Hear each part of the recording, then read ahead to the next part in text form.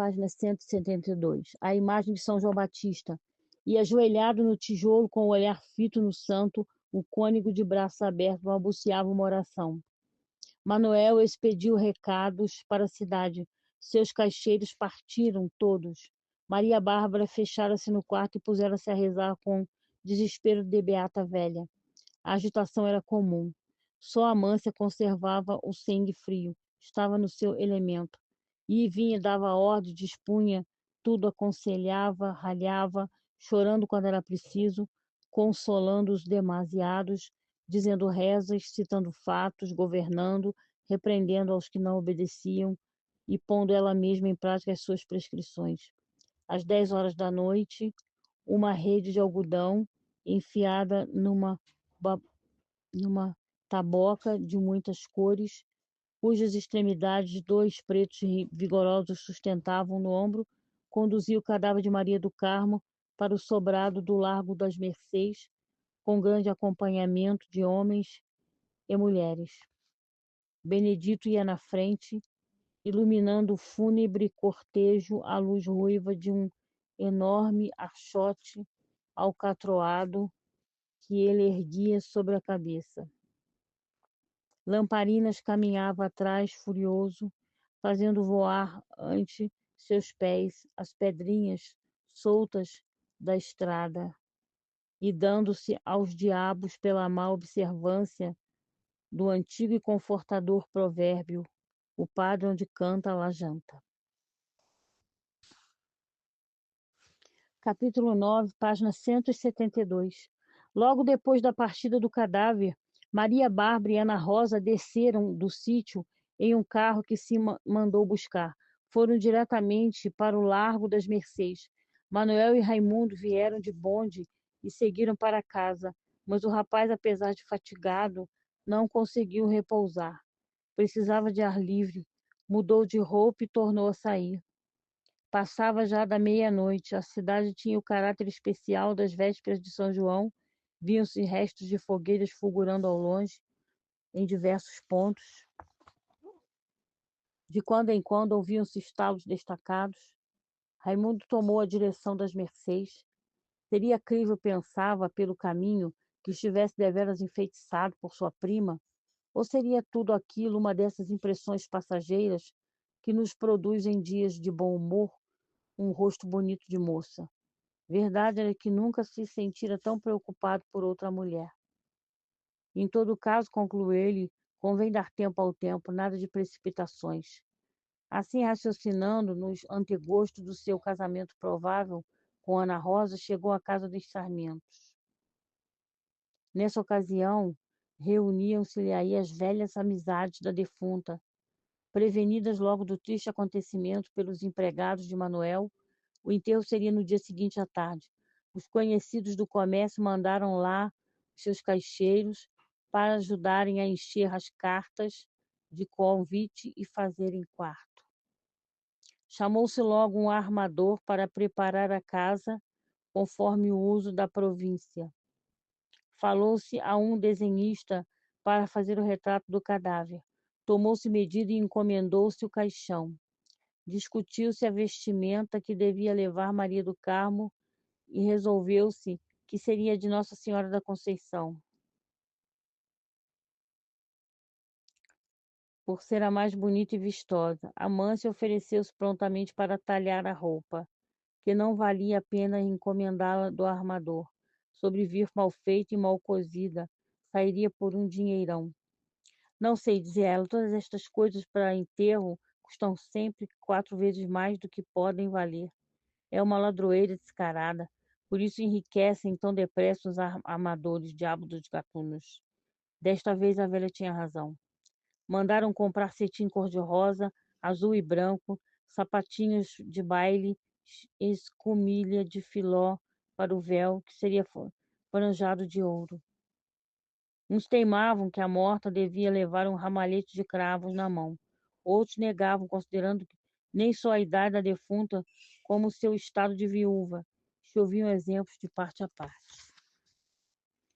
Gente, eu vou dar uma parada por aqui e eu recomeço da página 174, tá bom? O livro tem 300 e poucas páginas e eu já estou no meio do livro. Eu espero que a gente ainda consiga, ainda esse mês, terminar esse livro. Agora eu estou exatamente no meio dele, tá bom? Eu agradeço a companhia de vocês até aqui. Fiquem com Deus. Até a próxima leitura. Deixe seu like, seu comentário, tá bom? O que você achou do canal, do livro. Eu agradeço a sua companhia até aqui. Fiquem com Deus. Até a próxima leitura e beijos. Página 174. Outro dia, Dona Pulquéria das Dores, apesar dos seus 60 anos, levou na mão um enorme ramo de rosas vermelhas e demais era casada. E o que tem isso, Dona Chiquinha? Vasconcelos foi de caixão aberto, porém não levava ramalhete, e até digo-lhe mais, nem palma nem capela. No entanto, era solteira e tinha metade da idade de Dona Maria do Carmo. Mas ia com as faces pintadas de carmim, que é muito pior. Ora, aí está. Além disso, dizia-se que Chiquinha, o que todos nós sabemos, Deus me perdoe.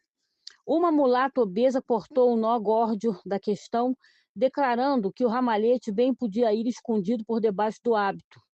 Todos concordaram logo. Deu 1 hora. Vários caixeiros retiravam-se já com um maço de cartas que entregariam pela manhã. Algumas famílias vestidas de preto despediram-se com beijos, pedindo desculpas por não ficarem até a hora do enterro. O armador martelava na sala. A noite caía no silêncio. Ouvia-se um ou outro busca-pé retardado. Na rua, grupos pândegos passavam em troça para o banho de São João, do alto da Carneira. Vinha um sussurro longínquo de bumba meu boi. Cantavam os primeiros galos. Cães uivavam distante. Prolongadamente, no céu azul e tranquilo, uma talhada de lua, triste, sonolenta, mostrava-se como por honra da firma. E todavia um homem de escada ao ombro ia apagando os lampiões da rua. Raimundo parara um instante, olhando o mar, defronte da casa das Sarmentos. À porta de entrada havia um grande reposteiro de veludo negro com uma cruz de galões amarelos. Ele considerou o prédio. Era um casarão velho, um desses antigos sobrados do Maranhão, que já se vão fazendo raros. 50 palmos de alto e outros tantos de largo. Barra pintada de piche, mostrando a caliça em vários pontos. 5 janelas de peitoril, enfileiradas sobre 4 portas lisas, com um portão entre elas. Pesado batente de cantaria, cheirando tudo a construção dos tempos coloniais, quando a pedra e a madeira de lei estavam ali a 2 passos e se levantavam. Em terrenos aforados, paredes de uma braça de grossura e degrau de pau-santo. Entrou. O corredor transpirava um caráter sepulcral. Subia-se uma escada feia, acompanhada de um corrimão negro, ilustrado pelo uso. Nas paredes via-se a insuficiente claridade de uma lanterna suja, o sinal gorduroso da mão dos escravos, e no teto havia lugares encarvoados de fumaça. A escada era dividida em 2 lances, dispostos em sentido contrário um do outro. Raimundo chegou ao fim do primeiro lance sufocado e galgou o segundo de carreira, dando aos diabos o maldito costume de fechar toda a casa quando ela mais precisa de ar, porque tem dentro um cadáver. Numa das salas da frente, forrada então pelo tapete do armador, tapete velho e tão crivado de pingos de cera que o pé escorregava nele, estava um grande tabuleiro de paparaúba, cheio de tochas e enormes castiçais de madeira e folhas de Flandres pintados de amarelo. Em uma das 4 paredes, cobertas de alto a baixo de veludo preto e orladas de galões de ouro, destacava-se um altar ainda não aceso, todo estrelado de lentejoulas, carregado de adornos, com uma toalha de rendas no centro, sobre a qual pousavam 2 castiçais de latão, pintalgados pelas moscas, moscas, tendo entre eles um crucifixo do mesmo metal, extremamente azinhavado. Defronte estava essa, enfeitada de acordo com o resto áspera do caixão, porque aquelas horas se preparava em casa de Manuel Sarigueiro. Empoleirado numa escada e de martelo em punho, um homem de mangas de camisa pregava sobre as portas bambinelas bordadas. A que horas é o enterro? Perguntou-lhe Raimundo. Às 4h30, disse o armador, sem voltar o rosto. Da varanda vinha um murmúrio de vozes. Raimundo seguiu para lá. Varanda larga e alta, caiada, toda aberta para o quintal. Telha vã, mostrando os caibros irregulares, de onde pendiam melancólicas teias de aranha. Num dos cantos, um banco de pau roxo, muito escuro, sustentando em buracos redondos 2 grandes potes bojudos de barro vermelho. Sobre o parapeito da varanda, uma fila de quartinhas, também de barro, esfriavam água. Aberto na parede um imenso armário tosco e logo ao pé um alçapão no soalho, resguardado por uma grade, com a cancela despejada sobre uma escada tenebrosa. Encostado à grade, um sujeito gordo sem bigode, de óculos e barba debaixo do queixo, dizia a outro do mesmo feitio, batendo com o pé nas largas tábuas do chão. Hoje ninguém mais pilha deste madeiramento, repare. É tudo pau de arco, pau santo, pau cetim, pacuri, jacarandá e pequi.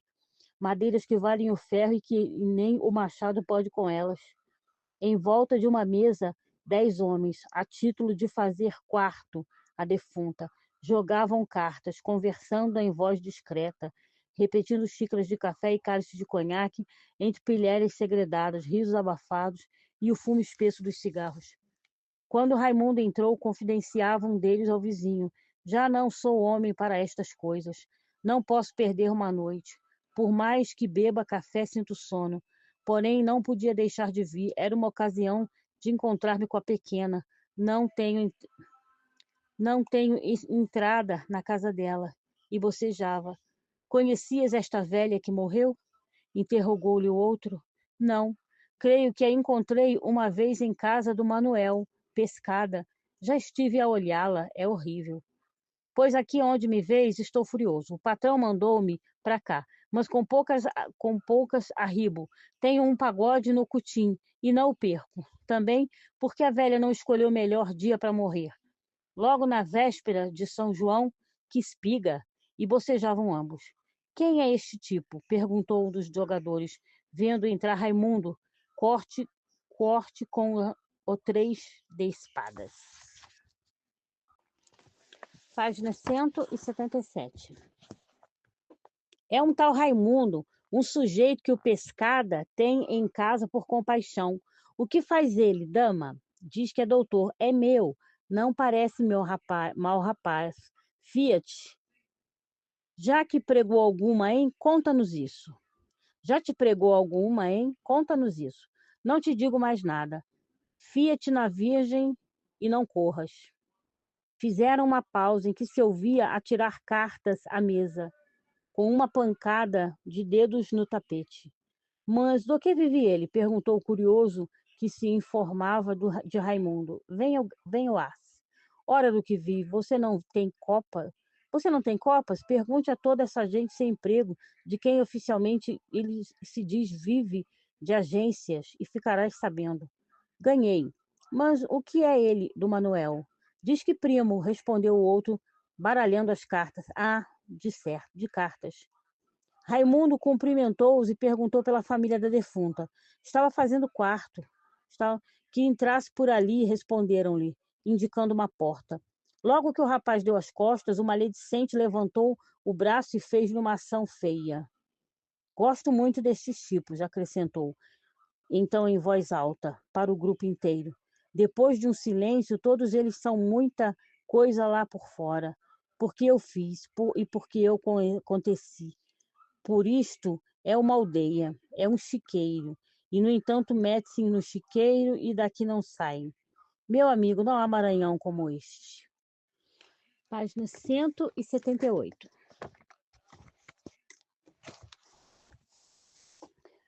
Mas dizem que este cabra tem alguma coisa, arriscou um terceiro. Qual nada? Você ainda come araras? Todos eles dizem ter mundos e fundos.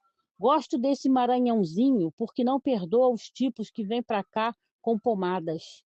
O sujeito aqui que, se quiser fazer mais sabichão do que os outros, há de levar uma na cuia dos quiabos, para não ser pedante. Diabo dos burros. Se sabe muita coisa, guarda para si a sabedoria, que ninguém para cá precisa dela, nem lhe a pediu. E não se meta a escrevinhar livrinhos e artigos para os jornais, que isso é ridículo. Lá o meu patrão é quem sabe haver-se com estes espoletas. Ainda há pouco tempo ele precisou aí, não sei de que papel, para o sobrinho que tinha chegado do Porto, e vai, pede a um doutorzinho muito nosso conhecido que lhe arranjasse a história, pois o que pensam vocês, que respondeu o tal Bisca ao patrão? Não sabiam. Pois mandou-o plantar batata, chamou de toleirão, que o que ele queria era um absurdo. Sim, hein? Com estas palavras, estou lhe dizendo, meu amigo, mas também o patrão pregou-lhe uma de respeito. Você sabe que o Lopes, em questão de capricho, não se importa de gastar 2 vinténs. Sim, como naquela história da comenda. Bom, pois ele foi aí a um outro tipo e encomendou-lhe uma dessas descomposturas de criar bicho. E então, ora, se bem o patrão o disse, melhor o tipo fez. Ora, espera, como era mesmo o nome da coisa? Era Estou com o diabo na ponta da língua. Era um anônimo. Um anônimo. Descomponenga que pôs o tal doutorzinho de borra mais raso que o chão. Isso foi com o Melindo. Isso foi com o Melinho. Foi. Você leu, hein? Ora, mas aquilo do Lopes foi demais. Desacreditou o pobre moço. Não sei, bem feito. E segundo me consta, nem tudo era verdade no tal anônimo. Não sei. O caso é que esfregou o tipo.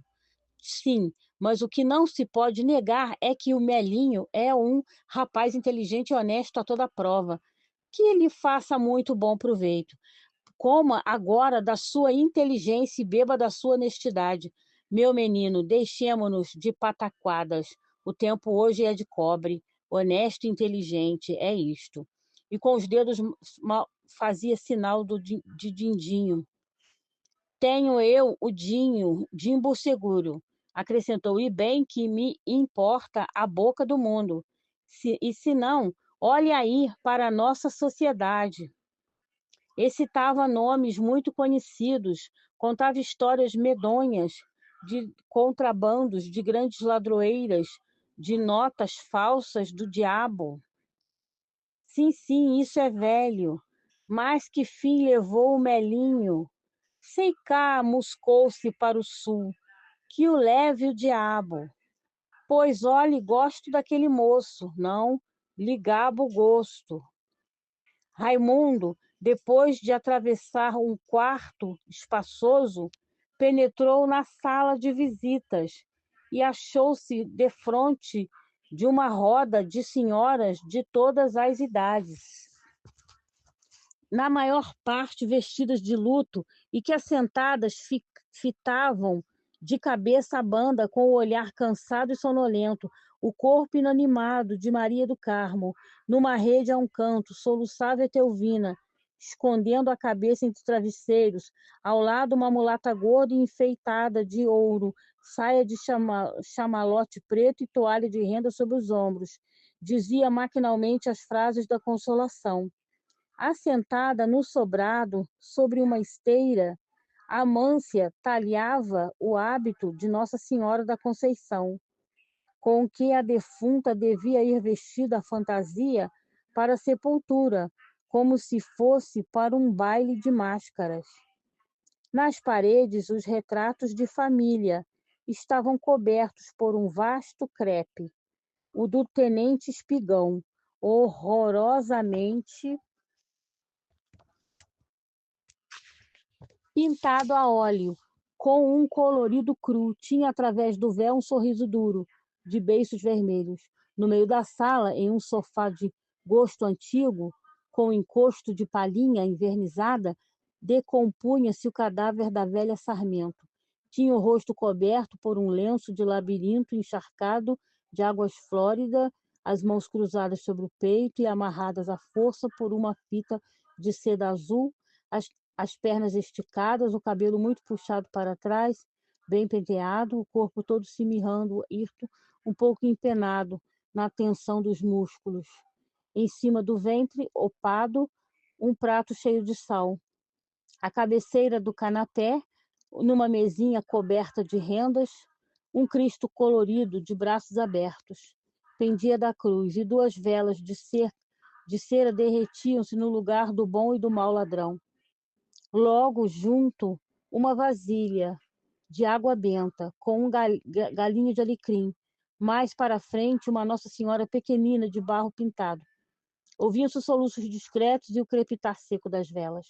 Raimundo aproximou-se do cadáver e, por mera curiosidade, descobriu-lhe o rosto. Estava lívido, com os raros dentes à mostra, os olhos mal fechados, mostrando um branco baço cor de sebo.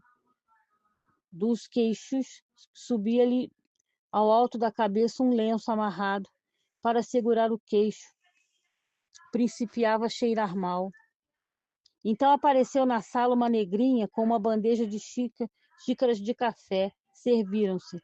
Raimundo foi levar uma chave na Ana Rosa, que se achava entre as senhoras.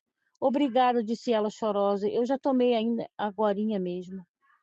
De vez em quando ouvia-se um suspiro estalado e o front nasal das moças que assoavam as lágrimas. Um grupo de mulheres de saia e camisa conversava soturnamente sobre as boas qualidades e as virtudes da defunta. Tinham a voz medrosa de quem receia acordar alguém ou ser ouvido pelo objeto da conversação. Era para um tudo, afirmava uma delas, compungida. Devo-lhes muitas, que lhes hei de pagar com Padre Nossos. Ainda outro dia, quando me atacou a pneumonia na pequena, com quem foi que me vi achei? Pois olhe que os doutores de Descartes não souberam dar volta. E hoje, minha rica, ela está aí fina e lampeira, que faz gosto, ao passo que a pobre da senhora Dona Maria do Carmo, Deus me perdoe, até parece feitiçaria. E apontou para o cadáver com um gesto desconsolado. Ao menos descansou, coitada. Página 181.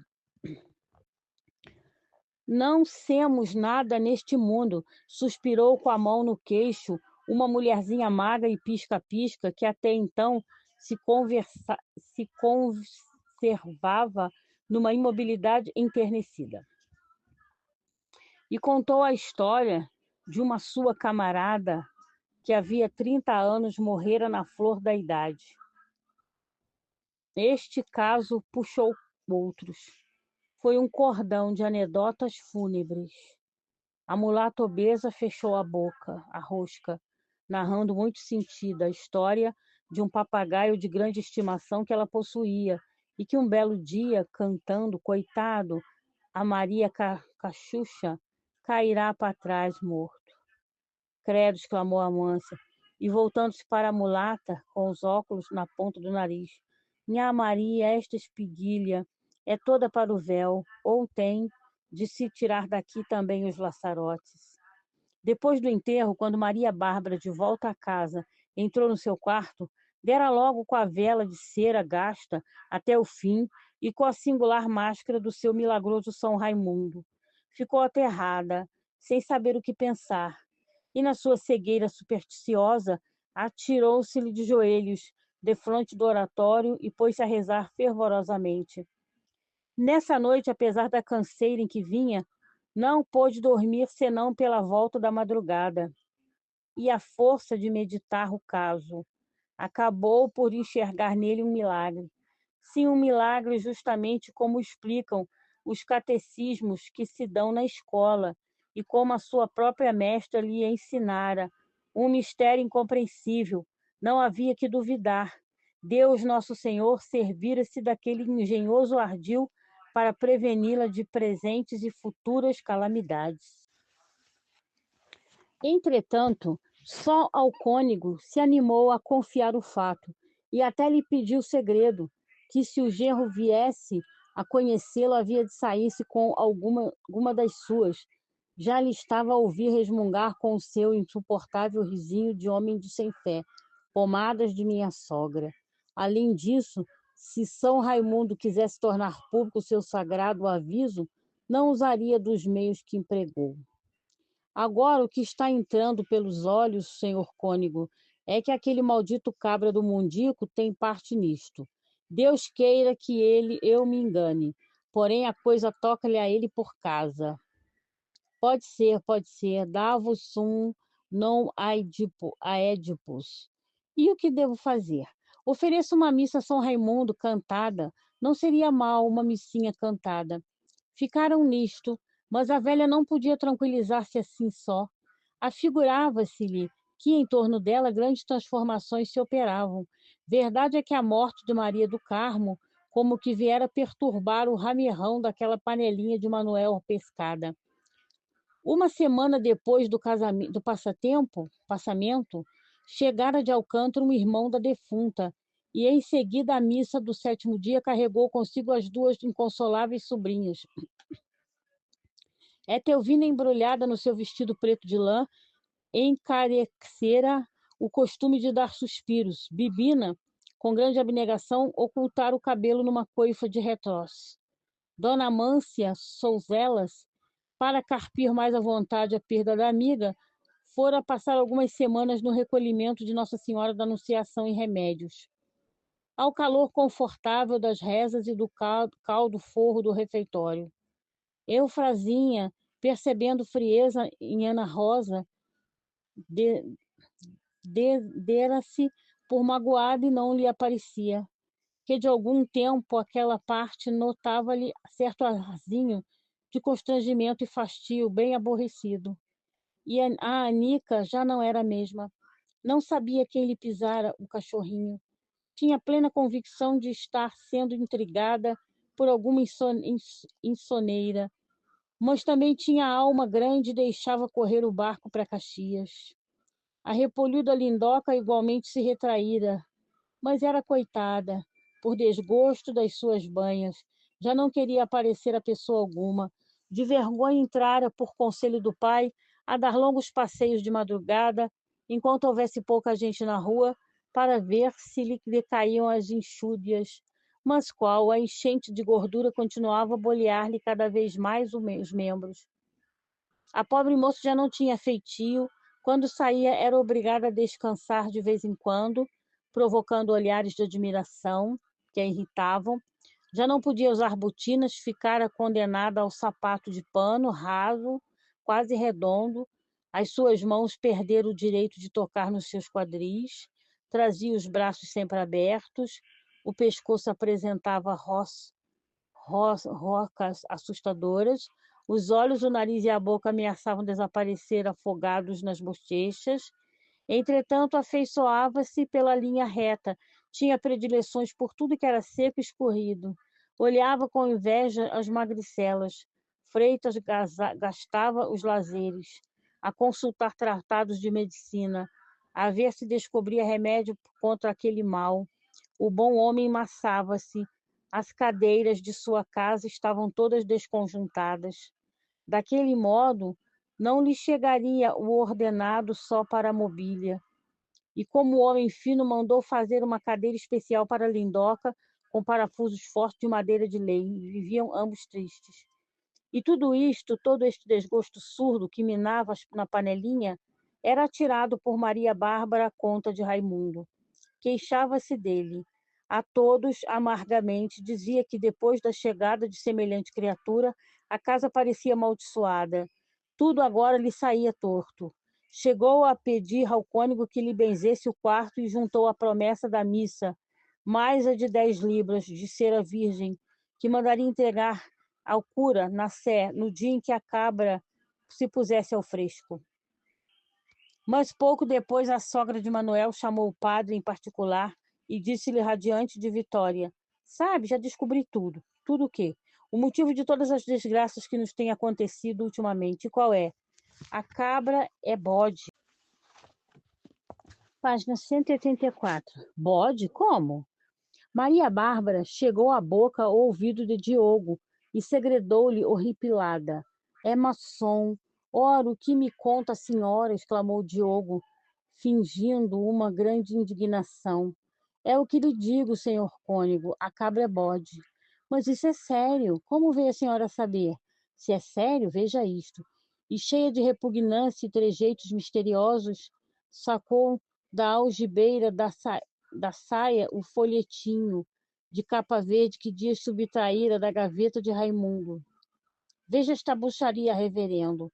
Veja e diga ao depois se o danado tem ou não parte com o cão tinhoso, pois se eu cá sentia um palpite e apontava horrorizada para a brochura em cujo frontispício havia desenhado um xadrez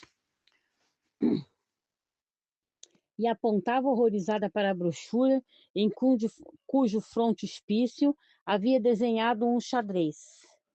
Duas colunas amparando dois globos terrestres e outros emblemas.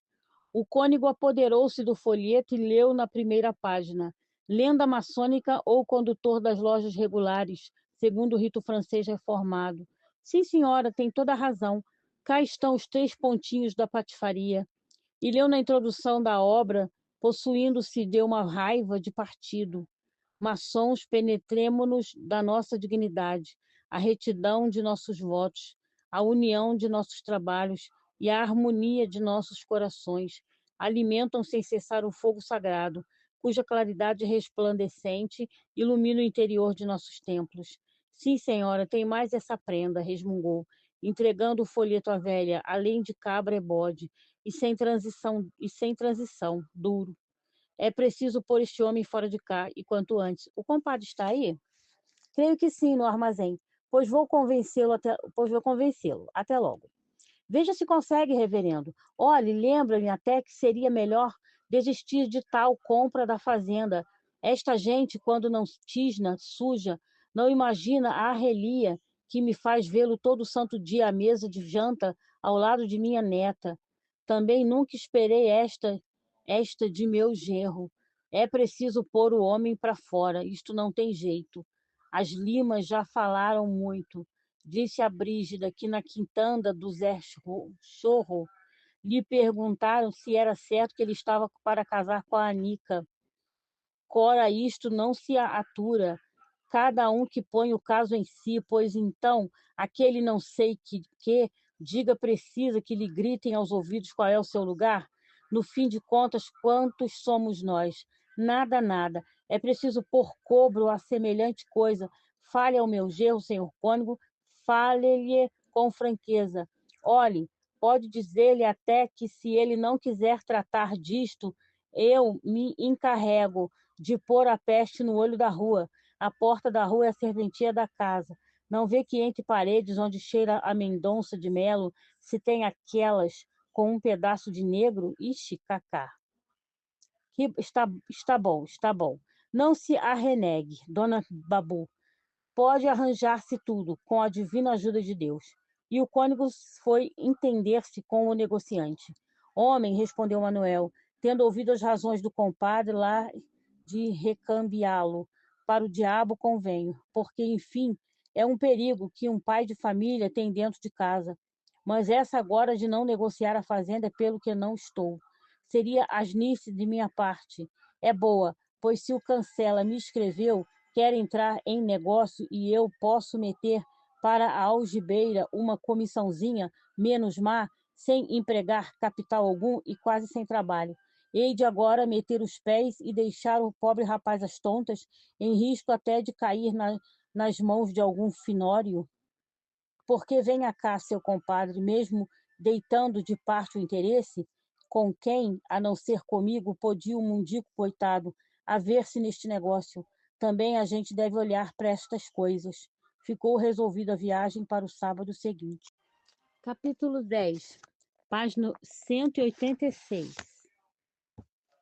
Raimundo acolheu a notícia com uma satisfação que espantou a todos, até que afinal ia visitar o lugar em que lhe diziam ter nascido. Olhe, disse ele a Manuel, tenho um importante pedido a fazer-lhe. Se estiver em minhas mãos, está o que é. Coisa muito séria, em viagem para o Rosário. Em viagem para o Rosário conversaremos. Manuel coçou a nuca. No dia combinado, às 6 horas da manhã, acharam-se Manuel e Raimundo a bordo do vaporzinho Pindaré, pertencente à então nova Companhia Maranhense de Navegação Costeira. Fazia um tempo abrasado, muito seco, cheio de luz. A viagem era incômoda pela aglomeração dos passageiros, os quais, no dizer-se disso de bordo, iam como sardinhas em tigela. Tudo aquilo, no entanto, estava muito melhor.